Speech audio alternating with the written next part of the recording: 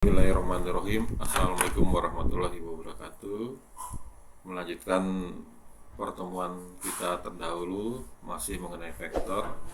Kalau sebelumnya kita sudah membahas mengenai vektor dengan metode jajaran jenjang. Nah, sekarang kita lanjutkan materi berikutnya, yaitu mengenai analisis vektor ya.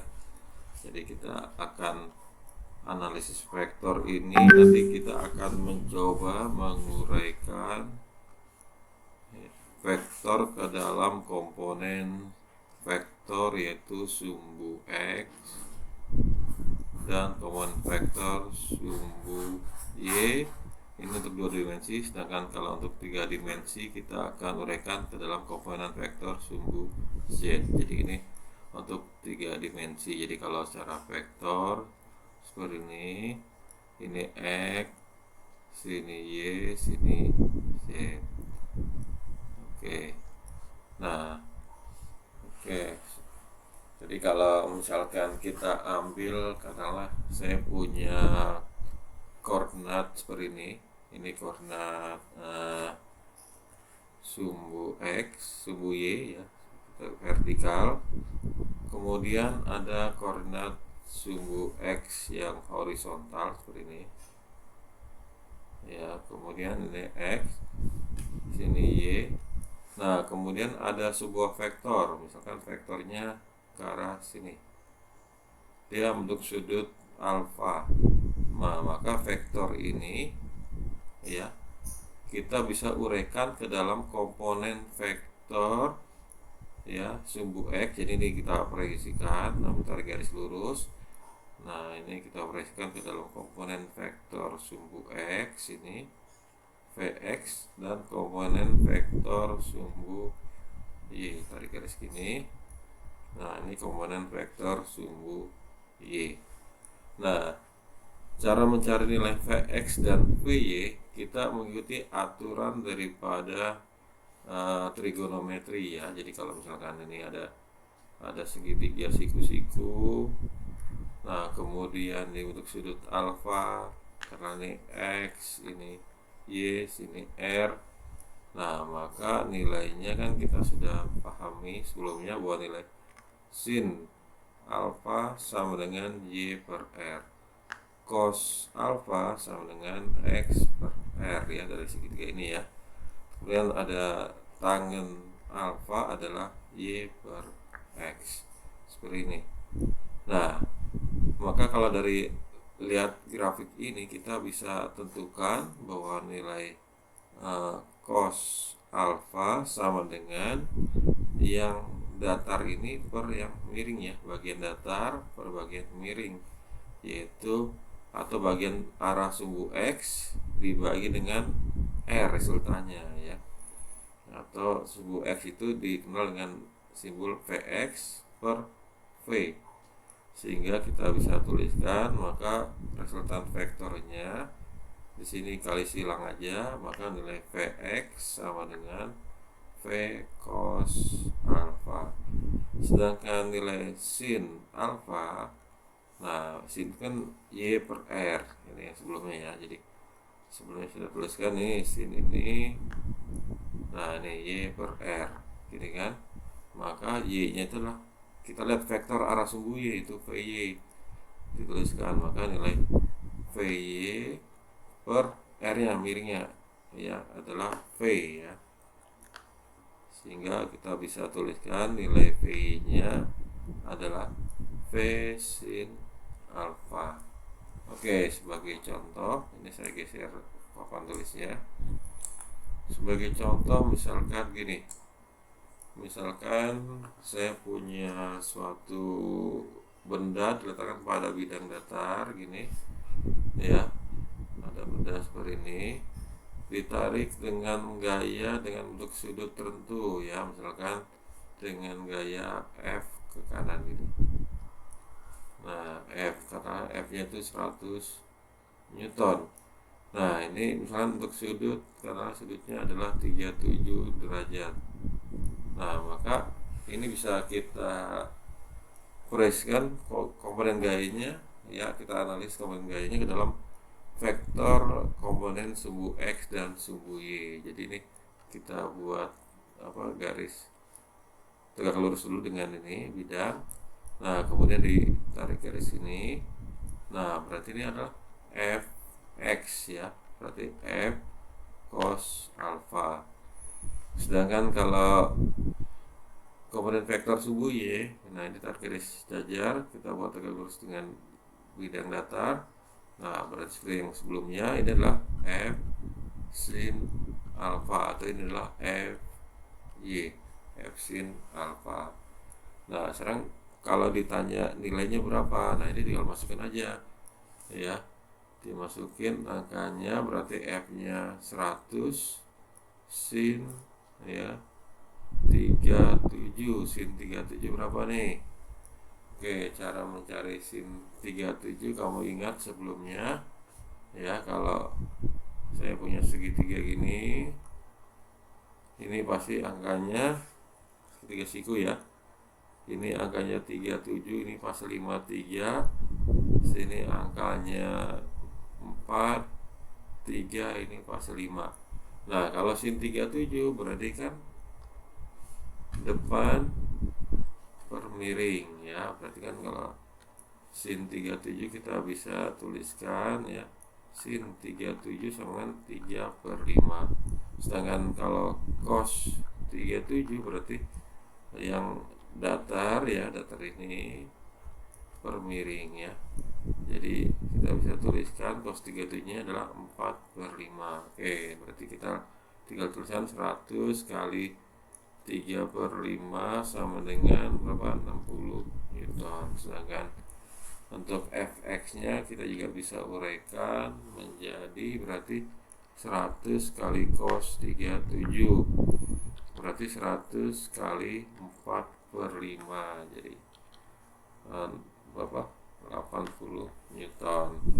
Nah, ini coba kita buktikan bener enggak kalau ini resultannya adalah fx dan fy kita jumlahkan secara Pythagoras. Jadi kan kalau kita tahu bahwa rumus resultan kalau ini saling tegak lurus ya, resultannya adalah akar daripada sigma ya, vektor arah sumbu x kuadrat tambah sigma vektor arah sumbu y kuadrat ya, y kuadrat.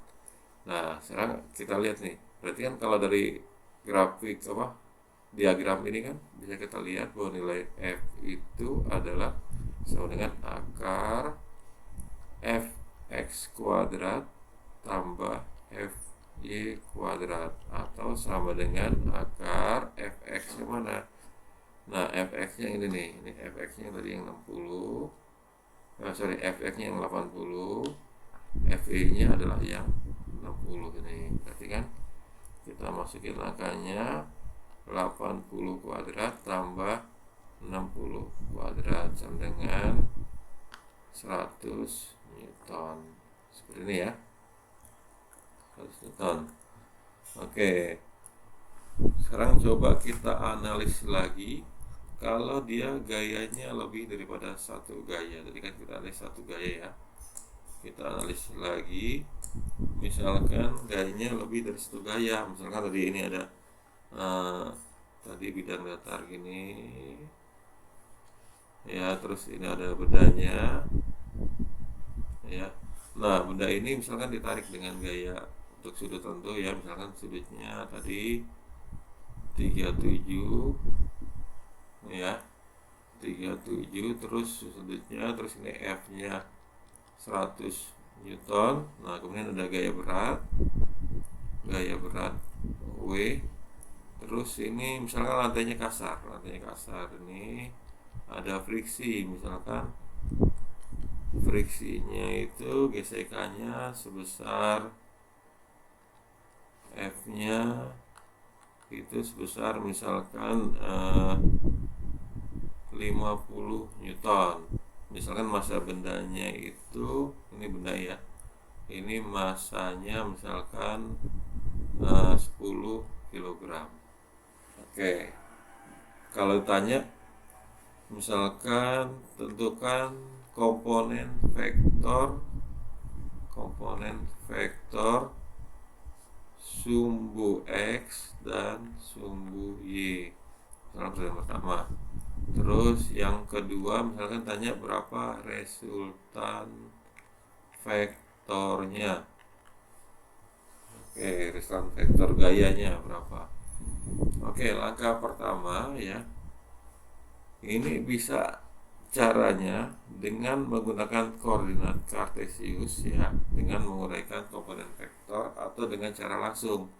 Jadi kalau dengan koordinat kartesius, pertama kita buat dulu koordinatnya. Misalnya koordinatnya ini ada sumbu X ya, ini sumbu X ini, kemudian ada komponen koordinat sumbu Y, saya gambarkan seperti ini, sumbu Y. Nah kita pindahkan nih vektor gayanya, sini ada F, dia arahnya ke sana, F ini untuk sudut 37. Terus ada berat arahnya sini, W ya, sama dengan M kali G ya. Kalau jadi W itu M kali G sama dengan masanya 10, G nya 10, jadi 100 Newton gini ya. Terus yang ke kiri ada friksi sini, ada friksi. Nah ini cara analisis seperti ini juga bisa ya.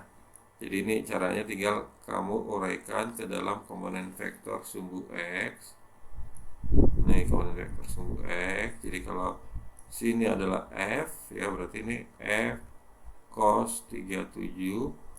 Yang ke atas ini ya adalah F sin 37. Seperti itu ya. Terhaling badan saya. Oke, saya geser dulu ya. Nah ini saya geser, jadi saya geser dulu ya. Caranya gini, caranya yang pertama ya yang langkah pertama itu dengan penguraian atau memperoleskan dalam koordinat sumbu X dan sumbu Y seperti ini ya. Misalnya ada F ya, F itu arahnya untuk sudut 37, berarti ini saya gambarkan 37. Sedangkan ada berat W itu arahnya ke bawah. Nah ke bawah ini berarti ini grafiknya, diagram gayanya. Kemudian ada gesekan arah kiri seperti ini. Nah kemudian ya ini diuraikan dulu ya, berarti F nya ini karena mengenai sudut ini, jadi tuliskan berarti F cos 37, sedangkan yang tegak lurus adalah F sin 37. Nah langkah selanjutnya dari grafik ini ya, kita tahu kan nilai F nya ini adalah 100 Newton ya, 100 Newton, dan friksinya adalah 50 Newton. Nah kalau cara seperti ini ya, berarti bisa kita langsung kerjakan gini. Jadi bisa kita langsung hitung bahwa nilai sigma fx ya, sigma fx sama dengan, kita lihat sini sumbu X itu ada berapa gaya. Sumbu X ini kan kita lihat dari grafik ini kan, ini sumbu X nih, ini sumbu X, ini saya stabiloin, ini sumbu X. Nah berarti ada dua gaya ya, berarti sigma fx yaitu kalau aturannya ke kanan positif, ke kiri negatif, atas positif, bawah negatif. Jadi fx nya itu adalah F cos 37 min friksi kayak gesek. Berarti kita langsung masukkan angkanya, berarti 100 cos 37 ya, persen sebesar 4/5 min F nya 50 sama dengan ini 80 min 50, jadi 30 Newton gitu ya. Nah terus kita cari lagi sigma Fy. Nah sigma Fy di sini terlihat bahwa untuk sumbu Y ya, sumbu Y itu ada dua gaya ya, ada yang vertikal ini, ada yang vertikal ke bawah ya. Aturannya ke atas positif, ke bawah negatif. Berarti kan di sini bisa saya tuliskan sigma Fy adalah F sin 37 min W. Jadi F nya itu 100, sin 37 3/5 min W nya M kali G 100. Jadi ini 60 min 100, jadi minus 40 Newton. Nah, berarti arah resultannya besar resultan ketiga gaya tersebut ya, kita bisa hitung ya. Jadi besar resultannya ya, besar resultan ya ketiga gaya tersebut berarti F sama dengan akar ya, berarti sigma fx kuadrat tambah sigma fy kuadrat, berarti akar ya, berarti sigma fx nya 30 kuadrat tambah min 40 kuadrat, berarti 50 Newton. Nah, ini arah resultannya kan, min dikurangi jadi plus, jadi 50 Newton. Oke, sekarang bagaimana dengan arahnya? Arah resultan. Gimana arah resultannya? Nah, arah resultan ini saya geser ya. Jadi ini kan misalkan kalau sini kita gambarkan koordinatnya ini ya, ini saya gambarkan sumbunya, sumbu Y, ini sumbu X ya. Nah, ini misalkan nilai sigma fx nya sini, sigma fy nya sini, kemudian ada sigma fx ini. Nah, maka resultannya kan ini, saya tarik garis lurus ini garis ini adalah resultannya ya. Nah, tanya arah resultan yang ini, arah resultan ya, ini alfa arah resultannya. Nah, berarti kan kalau resultannya itu kan rumusnya R adalah akar sigma fx kuadrat tambah sigma fy kuadrat. Nah, berarti kalau arahnya ya, untuk arahnya berarti kita ketahui persamaan tangan alfa adalah sigma fx per sigma fy per sigma fx. Kan kita tahu rumus tangan itu kan y per x ya, sama dengan xy per x. Oke, lihat dari persoalan ini. Sekarang kita kembali ke soal lagi. Ditanya arah resultannya berapa. Kan kita tahu tadi dapatnya nilai sigma fx nya itu adalah sigma fx sama dengan 30 Newton ya, ini saya geser. Sigma fx 30 Newton ini. Terus sigma fy min 40 Newton. Sigma fy sama min 40 Newton. Nah, kalau secara koordinat saya gambarkan seperti ini. Jadi ini garis bilangan nih, gini. Sumbu X, sumbu Y. Berarti fx-nya 30 Newton sini. 30 Newton nih fx. Sigma fx sama 30 Newton. Sigma fy ke bawah minus 40, berarti sini. Sigma fy sama min 40 Newton. Nah, berarti arah vektor resultannya ke bawah gini. Nah, gimana caranya? Nah, ini masih seperti yang tadi, pakai rumus tangan ya, tangan alfa ya, ini sudut alfa di sini ya, sama dengan ya, langsung aja sigma fy per sigma fx per sigma fx sama dengan, kita lihat nilainya aja ya, nilainya. Jadi tanda min itu menyatakan arah. Langsung aja 40 per 30, 4 per 3 sudut. Kemarin sudah dijelaskan nilai tangen 4/3, berarti nilai alfanya adalah 53 derajat. Nah sekarang ini kita lihat arahnya.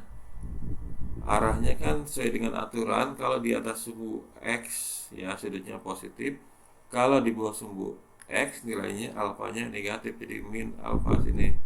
Berarti nilainya adalah alfanya min 53 derajat ya, 53 derajat.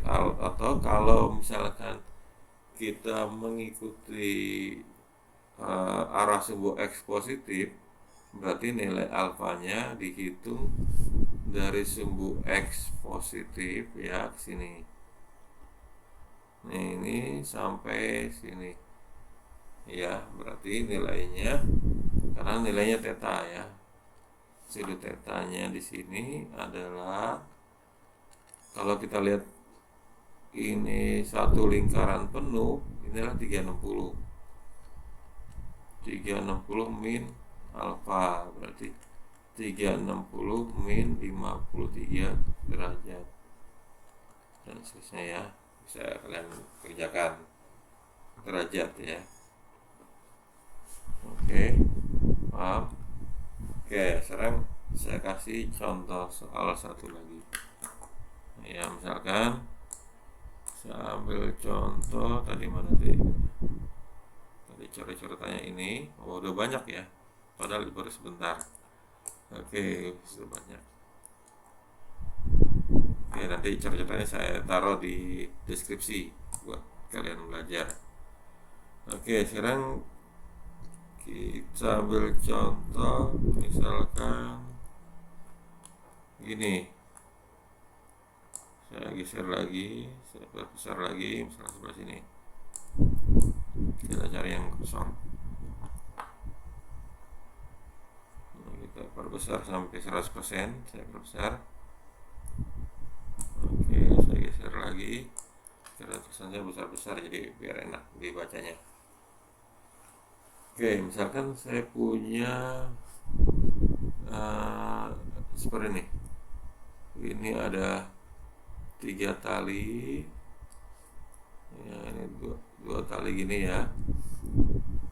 Jadi ada tali ini, ada benda ini ya, nanti digantungkan dengan tali di sini ya, ini digantung ya, digantung seperti ini. Terus ini ada beban di sini ya.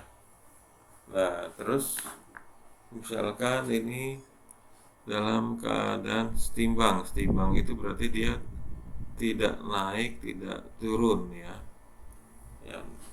Nah, misalkan bebannya digantungkan nih, masanya misalkan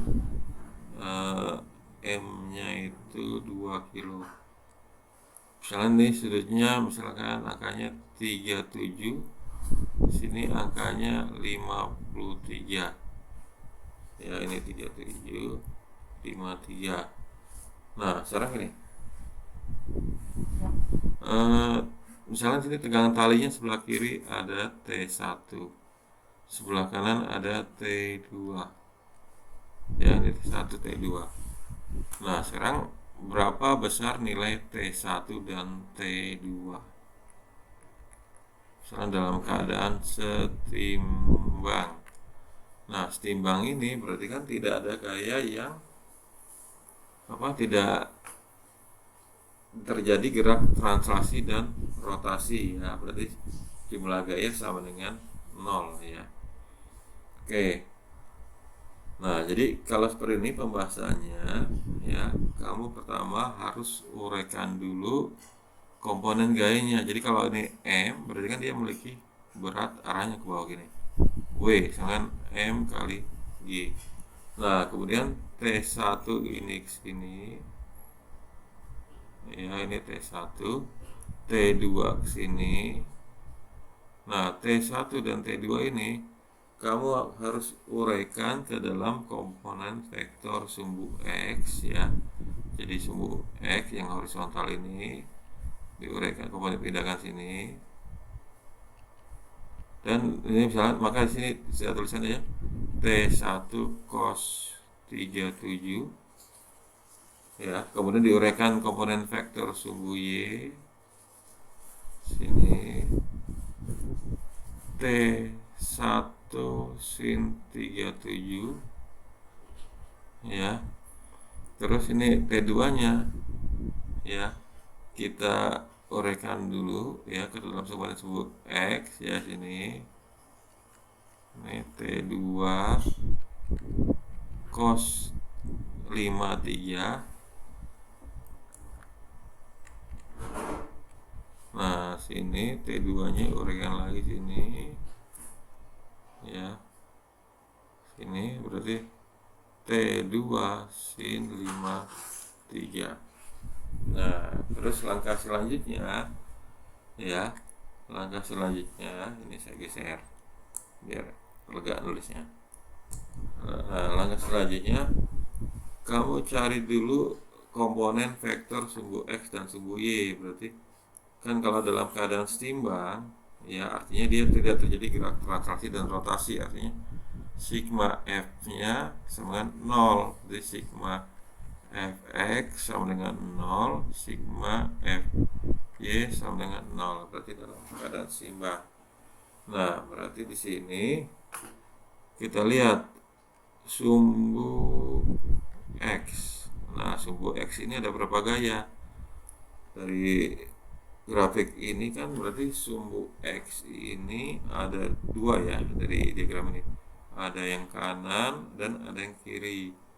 Yang ke kanan ini adalah T2 cos 53, dan kiri T1 cos 37. Berarti kan ini bisa saya tuliskan, berarti sigma Fx sama dengan T2 cos 53 min, kenapa min? Arahnya kiri, jadi kalau vektor selalu min. T1 cos 37 sama dengan 0. Kenapa sama dengan 0? Karena dia di soal dalam posisi imbang, berarti jumlah K sama dengan 0. Nah, artinya apa? Kita bisa tuliskan berarti T2 cos 53 sama dengan, ini pindah ruas ya, sama T1 cos 37. Seperti ini. Anggap aja ini persamaan pertama. Nah, kemudian berikutnya kita lihat lagi sumbu Y ya, sumbu Y sini, saya sebelah sini. Untuk sumbu Y kan berarti sigma Fy nya sama dengan, nah sumbu Y ada berapa gaya? Kamu lihat sini, saya kasih stabilo. Sumbu Y ini gaya pertama, ini ada gaya kedua, kemudian ada gaya ketiga di sini. Berarti sigma Fy itu adalah T1 sin 37 ya, terus ditambah T2 ya, yang ini kan T1 sin 37 tambah ini T2 sin 53 min W ya, yang bawah min W sini ya. Oke, saya geser. Berarti kan kita bisa cari ya. Nah, berarti sini T sama dengan 0 ya, sama dengan 0. Berarti T1 sin 37 plus T2 sin 53 sama dengan W. Nah, W nya berapa? Kita masukin angka. Di sini kan M nya 2 kilo, berarti W nya itu sama dengan, W itu M kali G, berarti 2 kali 10, 20 Newton. Nah, berarti kita masukin angkanya sini. Nah, sini T1 sin 37 tambah T2 sin 53 sama dengan 20 ya. Ini persamaan 2. Coba kita lihat dulu dari persamaan pertama ini. Ya, kan kita sudah tahu tadi dari sebelumnya kalau ada segitiga gini siku, ya, sini 37, sini angkanya 53, ini pasti 4, 3, 5 dari ini. Berarti dari persamaan satu ini kita bisa uraikan lagi, berarti T2 cos 53 berarti 3/5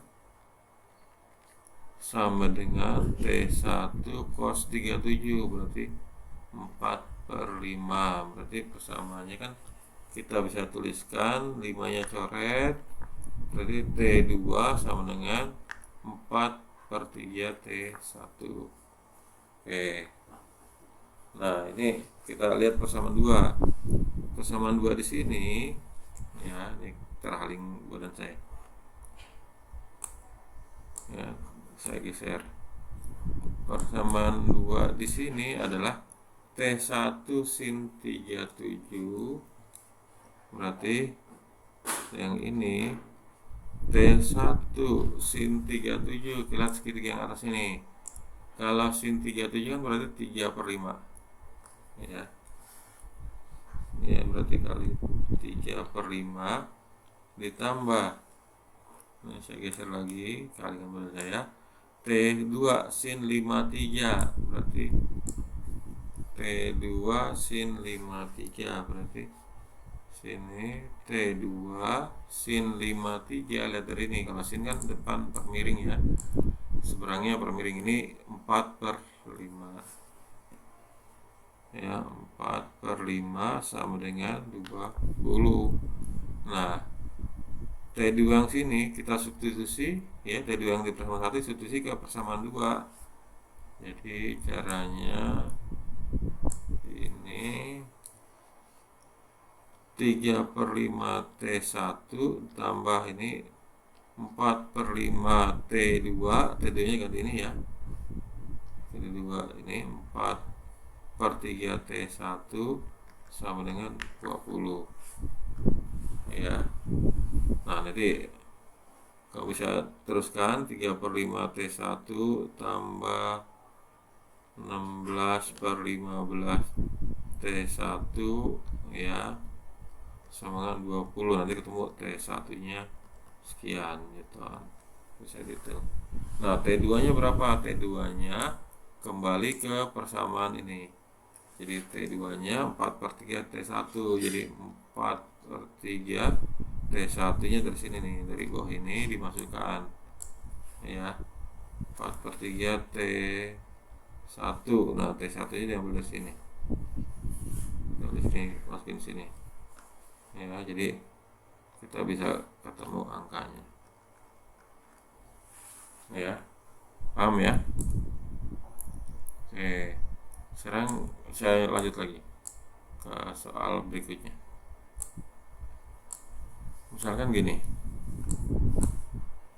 misalkan ini enggak cukup ya, ini layarnya saya geser dulu, papan tulisnya terbatas juga.